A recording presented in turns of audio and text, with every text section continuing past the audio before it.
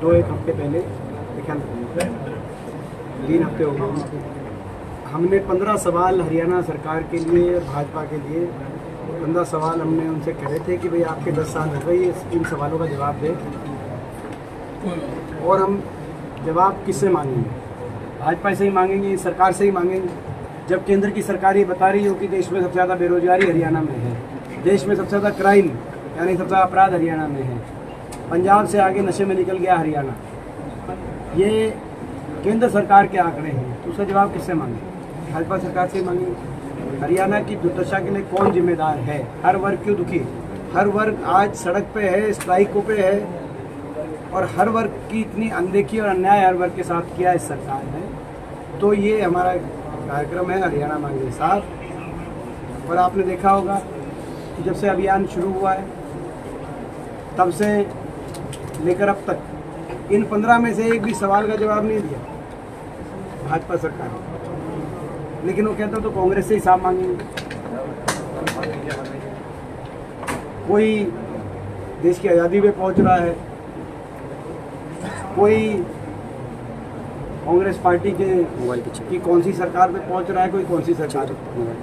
और जब काम बताने की बात है आपकी, तो नायब सिंह जी का देखा होगा आपने, फतेहाबाद में उन्होंने 10 काम गिनवाए फतेहाबाद जिले के, उसमें 7 काम उन्होंने अपने जो है हमारी सरकार के, पिता सरकार कांग्रेस पार्टी की सरकार के काम अपने काम कह के गिनवा दिए। तो आपने वो भी देखा होगा।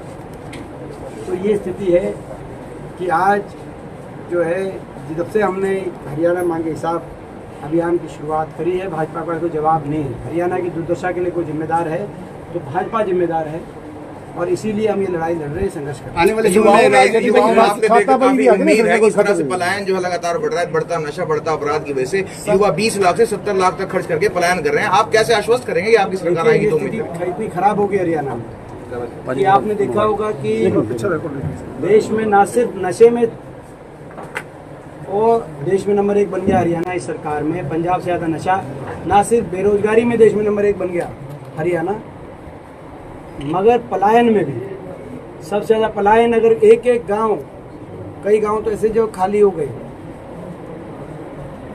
पलायन करने मजबूर हो तो हो गया हरियाणा का नौजवान। हरियाणा में कोई भविष्य दिख ही नहीं रहा, बाहर अपना भविष्य देख रहा है। कैसे भी पहुँचे, चाहे डोंकी के रास्ते पहुँचे, जान हथेली पे रख के जाना पड़े, चाहे घर बार बेच के जाना पड़े, चाहे उधारी उठा के जाना पड़े, चाहे पनमा के जंगलों से जाना पड़े, चाहे जो है बर्फीली चोटियों से जाना पड़े कनाडा की तरफ से। कहने का मतलब ये है कि आज स्थिति खराब हो गई हरियाणा में, ये सरकार ने हरियाणा का बहुत नुकसान कर दिया। तो ये मैं मानता हूँ कि आज हरियाणा में लोग कांग्रेस की तरफ देख रहे हैं।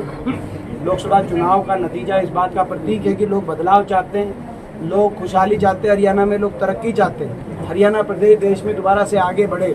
लोग ऐसी सरकार हरियाणा में चाहते हैं, और वो लोगों की जो आशा और उम्मीद है उसको पूरा करने के लिए हम लोग कांग्रेस पार्टी संकल्पित है और हम संघर्ष करते हैं। बयान दिया है कि राहुल गांधी की ड्रग्स जांच होनी चाहिए, वो संसद में शराब पी कराते हैं, ड्रग्स लेकर आते हैं। बेवजह किसी को किसी के बारे में कह के सर शाहबाद की बात करें तो किसी के बारे में कुछ कह दें अलग अलग वीडियो है। दीपेंद्र जी, हीरोइन है जिनके बहुत बहुत वीडियो वायरल हो रहे हैं। तो संसद में पार्टियों के वीडियो वायरल हो संसद रहे में हैं। पत्रकारों के बैन को लेकर क्या वायनाड में पत्रकारों के बैन को लेकर क्या कहेंगे? देखिए, ये तो मैं समझता हूँ कि ये तो पत्रकारों को सोचना चाहिए।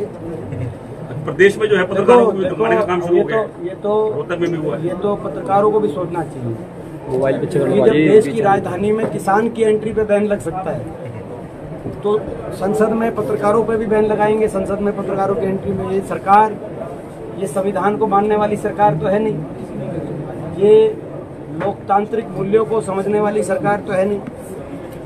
देश के संविधान को बचाने के लिए हम लड़ाई लड़ रहे हैं। सर वायनाड में ये बयान वापस हो। पत्रकारों को संसद के अंदर, जैसे यूपीए के टाइम में संसद के परिसर ही नहीं, संसद भवन के अंदर सेंट्रल हॉल तक भी इजाजत मिलती थी पत्रकारों को। हम मिलते थे, बहुत से पत्रकार साथी हमारे साथ चाय पीते थे। वो खबर मगर कई बार उल्टी भी लिख देते थे, लेकिन कई बार सीधी भी लिख देते थे, वो उनका अधिकार था। लेकिन हमारे समय संसद परिसर ही नहीं, संसद भवन के अंदर भी यूपीए के समय सर राहुल गांधी जी के ऊपर कटाक्ष किया गया है जात के कास्ट को लेकर। कटाक्ष किया है, उनको क्रॉस ब्रीड बताते हुए ये कहा है आपको लगता है कि दादा पारसी और माँ इटालियन हो, उनको किस जाति से पुकारा आपको लगता है कि जो उन्होंने कहा है, जिन्होंने ये, मैं समझता हूँ कि आपको लगता है कि भाई ये अच्छी बात कही। आप पत्रकार हैं, आप सामाजिक व्यक्ति भी हैं सर, आपको लगता है अच्छी बात कही?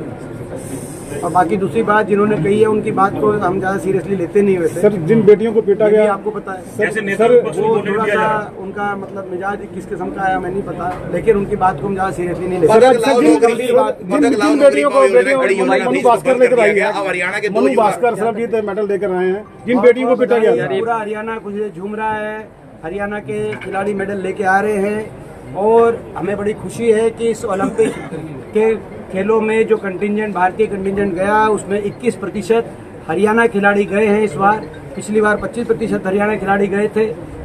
ये बड़ी खुशी की बात है, गौरव की बात है। देश की सरकार भी समझे। खेलो इंडिया का बजट का जो आंकड़ा सामने रखा संसद में 2 दिन पहले, उसमें ये बात आई कि एक और तो गुजरात जैसे प्रदेश को 500 करोड़ से ज्यादा का आवंटन किया गया, हरियाणा में 65 करोड़ मिला, 3%।